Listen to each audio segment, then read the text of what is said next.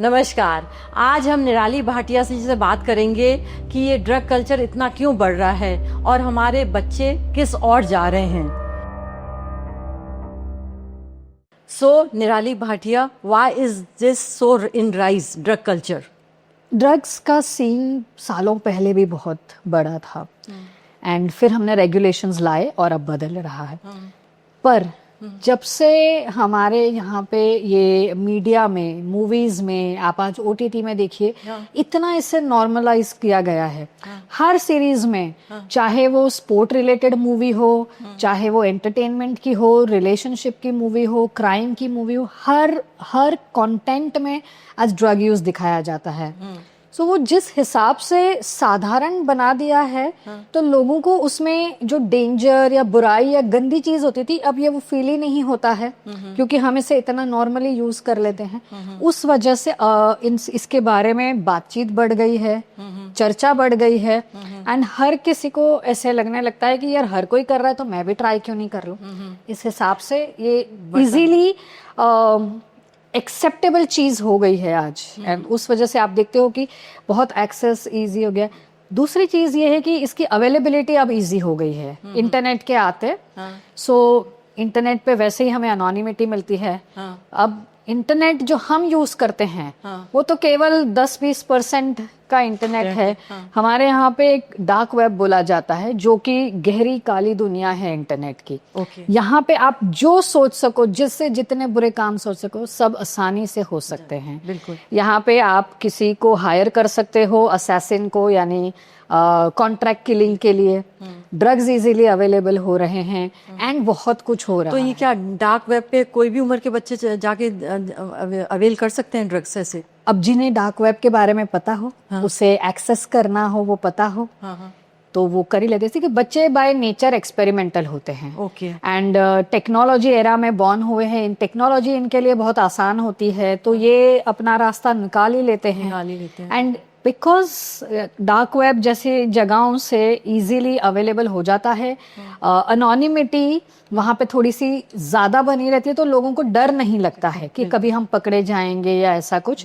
उस वजह से भी एक्सेसिबिलिटी बढ़ गई है। तो जहाँ पे सप्लाई है वहाँ डिमांड, मतलब ये साइक्लिक है। डिमांड भी बढ़ रहा है क्योंकि सप्लाई इजी है एंड डिमांड बढ़ रहा है तो सप्लाई भी बढ़ रही है। तो आपको क्या लगता है कि नॉर्मली तो ये देखा जाए कि मतलब बड़े लोग करते हैं कि भाई रेव पार्टीज हो रही हैं, वहाँ पर ड्रग्स चल रही हैं काफ़ी। मैंने तो गुड़गांव में कभी मतलब कि भाई रेड हुई है, ड्रग पार्टीज चल रही हैं, तो मतलब पुलिस के रहते हुए भी तो ड्रग पार्टीज चलती हैं, गोवा में चलती हैं, हर जगह चलती हैं रेव पार्टीज। पर आपको क्या लगता है कि ये बड़े लोग ही लेते हैं कि बच्चों से ही शुरू हो जाता है ये? अब इसकी कोई उम्र की सीमा नहीं रही है, क्योंकि इतनी आसानी से मिल रहा है, तो बच्चे बड़े सभी लोग इसमें हैं। इनफैक्ट हमने ये स्टैटिस्टिक्स सुने हैं कि बच्चों में इसका चलन बहुत बढ़ गया है। अच्छा। खास करके शुरुआत होती है वो ई सिगरेट्स से, या स्कूल्स में जो ये लोग यूज करते हैं वेपिंग वगैरह के लिए। अब कहा तो जाता है कि वो सेफ है ये वो, लेकिन उससे बच्चों के लिए इसमें एक कूल फैक्टर आ जाता है। और फिर वो बचपन से शुरुआत हो जाती है, तो एक ही चीज पे तो आप अटकोगे नहीं, then you want next level. तो ये इस तरह से उनके लिए नॉर्मल हो जाता है एंड ये हर लेवल पे आगे आगे बढ़ते जा रहे हैं। और दूसरा ये भी हो गया है कि पहले जैसे जिन चीजों से हमें खुशी मिलती थी, छोटी छोटी चीजें, साधारण सी चीजें, अब वो हमारे खुशी का जो थ्रेशोल्ड है वो भी बढ़ गया है। पहले हमें हाथी चींटी के जोक पे हंसी आ जाती थी, आज आप हाथी और चींटी का जोक बताओ तो कोई आपको LOL करके सैड फेस बना लेता है। बिल्कुल। अब वो जोक हंसी नहीं देते हैं, अब उन्हें चाहिए कि किसी की बेइज्जती करो, रोस्टिंग करो, तब जाके हमें मजाक लगता है। तो इस फिनोमेना को हम सोशल एनाडेनिया बोलते हैं। तो हमें जिन साधारण काम करने से जो खुशी पहले मिलती थी या एक कॉन्फिडेंस मिलता था, वो अब सब स्टैंडर्ड्स बढ़ गए। तो बच्चों में भी जो खेल कूद से एक्सपीरियंस होते थे, अब वो ऑर्डिनरी लगने लग गए हैं, बोरिंग लगने लग गए हैं। तो इन्हें भी कुछ नया चाहिए, कुछ अलग चाहिए, और इंटरनेट की दुनिया इन्हें सब प्रोवाइड कर रही है। और ये एज इनअप्रोप्रिएट। मेरे को ये भी लगता है कि उनको ये लगता है कि हम लोग ई सिगरेट यूज करेंगे और या फिर वैपिंग करेंगे तो सोशली एक्सेप्टेबल होंगे अपने पीयर्स ग्रुप में। क्योंकि इसमें ग्लैमर अटैच हो गया है। हाँ। थोड़ा हम कूल वूल दिखने लगे। जैसे हैकिंग की आप बात कर लो। आज आप देखो किसी भी मूवी में हैकर को किस तरह से प्रदर्शित करते हैं। एक कूल सा बंदा ऐसे हुड वुड लगा के बैठा है, सर्वर रूम है और दुनिया भर की ट्रैफिक कंट्रोल करेगा, कोई बड़े बड़े बैंक्स के नेटवर्क कंट्रोल करेगा। तो इसे इतना ग्लैमराइज किया जाता है कि ये बंदा तो बहुत इंटेलेक्चुअल है, तो ये एस्पिरेशनल हो जाता है। फिर बच्चों में ये आ जाता है कि मुझे भी वैसा कूल बनना है, मुझे भी ऐसा आर्टिस्ट बनना है, जबकि hacking for not good purpose is an illegal offence, crime है वो। बट ग्लैमराइजेशन की वजह से हमें वो अट्रैक्टिव लगता है। तो सेम वे ये हाथ में सिगरेट होना, आप देखो सारी मीडिया इसे मतलब एंटरटेनमेंट मीडिया में तो ये कितना आम बात है, या ग्लास होना, या आप ऐसी पार्टीज में जाओ तो जैसे जैसे हम इसमें ग्लैमर क्वोशंट ऐड करेंगे, हम इसको ऐसा कूल फैक्टर दिखाएंगे तो ये अट्रैक्टिव लगने ही वाला है। इस तरह से अगर कोई पार्टी में गए, आपने ड्रिंक्स नहीं रखा तो भाई आप सोशली एक्सेप्टेबल नहीं हो कि क्या कुछ नहीं, मजाक उड़ाते हैं आप, टी टॉटलर हो अभी भी। तो ये बात भी है कि क्योंकि सोसाइटल नॉर्म्स चेंज हो रहे हैं। अब आप सोसाइटी में जाओ, अपने कंफर्ट वेयर में जाओगे तो आपकी जज हो जाएगी कि अरे ये तो देखो इनसे तौर तरीका नहीं पता है। तो उस हिसाब से ही अगर आप जाके ड्रिंक्स नहीं लेते हो या कुछ ऐसा नहीं करते हो जो बाकी सब कर रहे हैं, तो आपको बुली कर दिया जाता है या जज कर लिया जाता है। तो इस तरह से लोग इसे अपनाना शुरू करते हैं। और ये एक ऐसी दुनिया है या ऐसा काम है कि इसमें ना हम वो लाइन अगर सही जगह पे नहीं खींचते हैं तो हमें नहीं पता चलता कि कब हम उसमें घुस गए हैं और कब ये लत में बदल जाता है। देखिए, सोशली कंज्यूम करना एक बात है और उसका एडिक्ट हो जाना ये अलग बात है।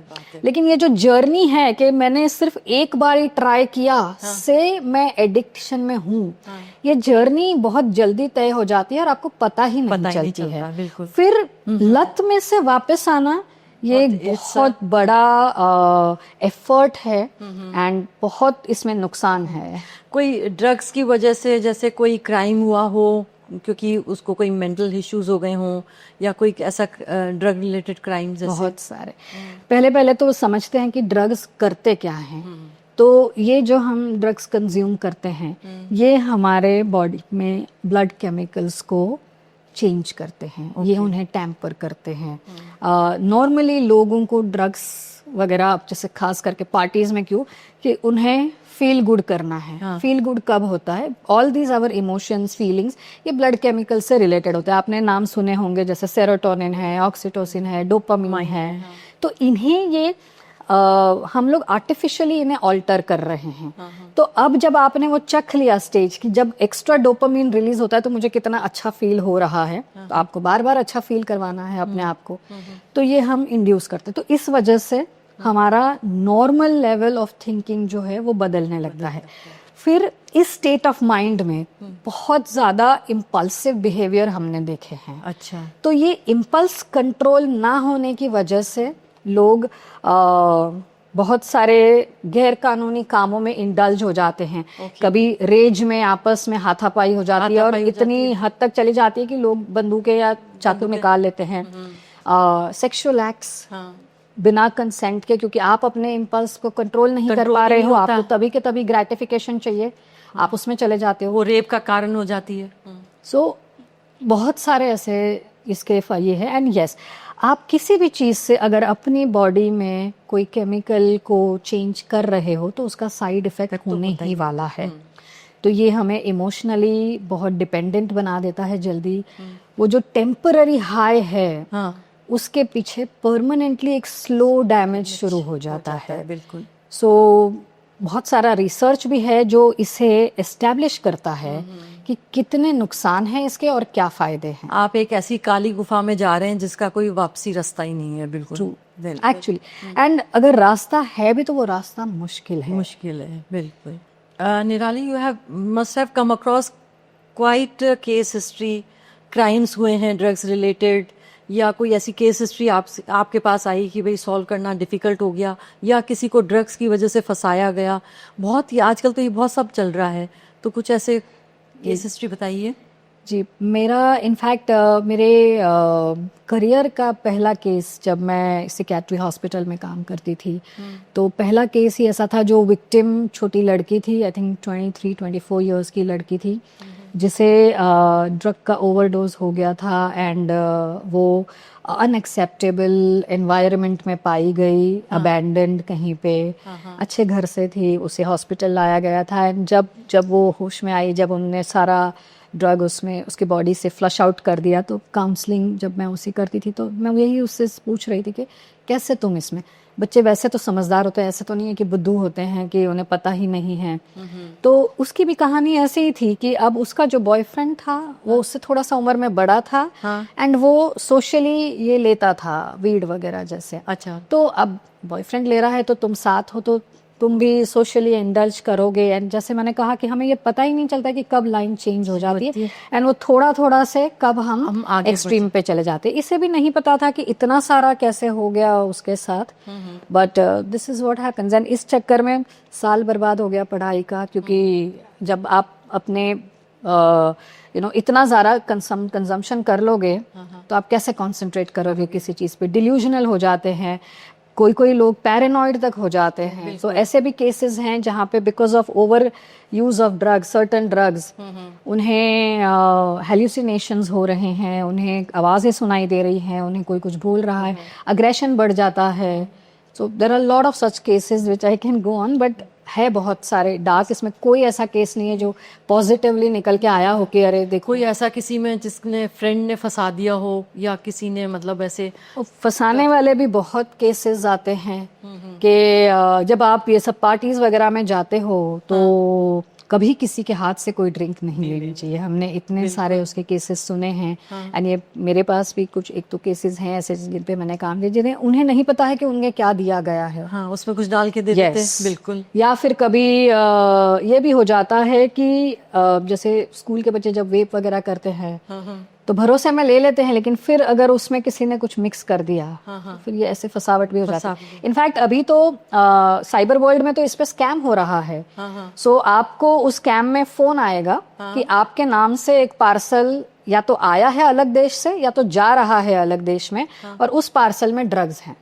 तो आपको फोन पे बोलेंगे तो आप बोलेंगे मैंने तो ऐसा कोई पार्सल भेजा नहीं है। अब ये साइबर क्रिमिनल्स के पास आपकी इतनी सारी इंफॉर्मेशन होती है, आपका नाम, आपका नंबर, आपका बैंक अकाउंट नंबर, आपका एड्रेस, आपका आधार, वो इतना सारा वैलिडेशन करेंगे कि आप भी बोलोगे यार इतनी सारी इन्फॉर्मेशन है, मतलब मेरे नाम से किसने पार्सल भेजा है। तो आप डेफिनेटली डर जाओगे, बोलेंगे अभी ड्रग्स मिले हैं, मतलब ये तो ऑफेंसिव हो गया, आपको इमीडिएटली अरेस्ट करेंगे हम। तो डर के मारे आप बोलोगे नहीं मैंने लेकिन किया ही नहीं है सर, कुछ मेरी मदद करिए, ये वो। फिर ये चेंज होता है डिजिटल अरेस्ट में। अच्छा। तो ये नया टर्म निकला है डिजिटल हाउस अरेस्ट। तो ये आपको बोलेंगे आप अपना वीडियो कैमरा ऑन रखो, अपने आप को कमरे में बंद करो। अच्छा। और हम जैसा जैसा बोलेंगे वैसे यहाँ पैसा भेजो, यहाँ पैसा भेजो, और हम आपको इस चक्कर से निकालेंगे। किन केसेस में जहां महिलाओं को फंसाते हैं तो केवल पैसा नहीं, उन्हें स्ट्रिप भी करवाते हैं। ओके।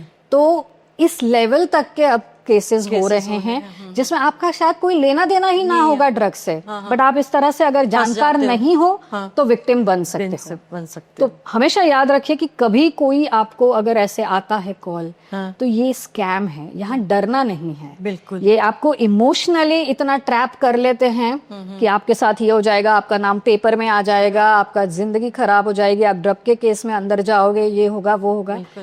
बिल्कुल नहीं डरना है, उनको बोलिए हाँ मैं सोच के बताती हूँ, बट इमीडिएटली एक्ट नहीं। निराली, ऐसा का ऐसा केस है ना, मेरे नोन में भी किसी के पास आया, फोन आया बॉम्बे से कि आपका कोई पार्सल जाने वाला है रशिया, और उसका जब कस्टम में चेक किया तो उसमें ड्रग्स मिले हैं। हाँ। तो आप आके प्लीज चेक कीजिए या कुछ ना आप रेफरेंस दीजिए।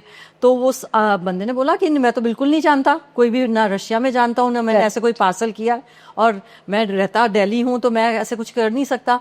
तो और उन्होंने फोन काट दिया।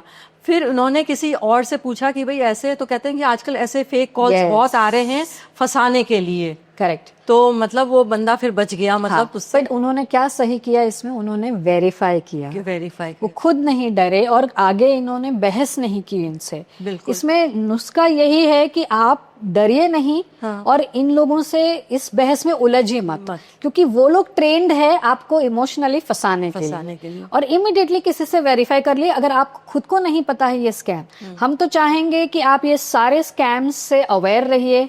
हमारा जो ऐप है साइबर बाप का, उसे यूज करिए। हम डेली बेसिस पे उस पे एजुकेशनल मटेरियल भेजते हैं, and we always make sure कि आप लोगों को लेटेस्ट जो क्राइम्स हो रहे हैं ये पता होने चाहिए। क्योंकि आज की डेट में हमारे पास हमारी सुरक्षा के लिए सबसे बड़ा अगर हथियार है तो वो है हमारी जागरूकता, और ये जागरूकता होना बहुत जरूरी है। आप एक केस बारे में और भी बता रहे थे कुछ, जैसे हम जब ड्रग्स की बात कर रहे थे, तो अभी इन दिनों ये भी फ्रॉड हो रहे हैं कि आपको जैसे फोन आएगा, अगर आपके बच्चे समझो कॉलेज वगैरह में पढ़ते हैं, तो आएगा कि आप इसकी मम्मी बोल रहे हो। तो आप बोलेंगे हाँ भाई मैं तो इसकी मम्मी हूँ। तो बोलते हैं आपका बेटा किसी एक ड्रग केस में पकड़ा गया है, या आपकी बेटी ड्रग केस में पकड़ी गई है, आपको तुरंत पुलिस स्टेशन आना पड़ेगा। तो डेफिनेटली ये सुन के तो हम डर जाएंगे, क्योंकि वो बच्चे का सही नाम लेते हैं, कॉलेज का तक सही नाम लेते हैं, और फिर बोलते हैं, और हम बोलते हैं, हम पूछेंगे कि कहाँ भाई, कौन से पुलिस स्टेशन में, ये वो ऐसे सब कुछ सही बताते हैं। एंड फिर आप अगर तुरंत बोल देते कि हाँ हाँ मैं अभी आती हूँ, तो फिर आपको बोलेंगे कि अच्छा अगर आपको नहीं आना है तो आप हमारे साथ एक वीडियो कॉल कर लीजिए, हम आपको बता देते हैं। अच्छा, तो ये भी केस हो रहे हैं। अच्छा, क्योंकि ड्रग्स इतने आम हो गए हैं, तो ये एक फंसाने के लिए इतना इजी तरीका हो गया है कि हो सकता है यार किसी की कॉलेज में कुछ हो ड्रग्स का, एंड फालतू में मेरे बच्चे का नाम इसमें फंस गया हो ऐसे करके। तो ये भी जागरूकता होना बहुत जरूरी है। जागरूकता तो है, पर क्या मतलब सरकार कुछ नहीं कर रही क्या? ये जो एजेंसीज हैं, जो सरकारी एजेंसीज हैं, कुछ नहीं लेती हैं इसमें? ऐसा नहीं है कि सरकार नहीं कर रही है, लेकिन ये जिस स्केल पे चल रहा है, तो अकेले सरकार से इसमें कुछ नहीं होगा। देखिए हर किसी को कलेक्टिवली इसके अगेंस्ट बात करनी चाहिए, या इसमें ये तो जैसे हम जो आम आदमी हैं, जो विक्टिम्स बनते हैं, हमने इसमें क्या कंट्रीब्यूशन करना चाहिए, वो है जागरूकता, ताकि हम अपने आप को अवेयर रखें। दूसरा है कि हमें ये सारे केसेस कंप्लेन करने चाहिए। तो सरकार ने एक हेल्पलाइन बनाई है 1930, और दूसरी हेल्पलाइन है, यानी दूसरा पोर्टल है cybercrime.gov.in। ये दोनों जगह पे आप इसे रिपोर्ट करिए, ताकि सरकार को भी पता चले कैसे टाइप का केस हो रहा है। एंड तीसरा, अगर आपको पता चलता है, आपके घर में नहीं लेकिन पड़ोसी के यहाँ हो रहा है या आसपास हो रहा है, चुप मत बैठिए, इसके बारे में बात करिए, बताइए, तभी हम समाज से इसको दूर कर सकते हैं। बिल्कुल बिल्कुल। मैं व्यूअर्स से चाहूंगी कि ये एपिसोड जरूर से देखिए और एक ड्रग फ्री इंडिया बनाएं।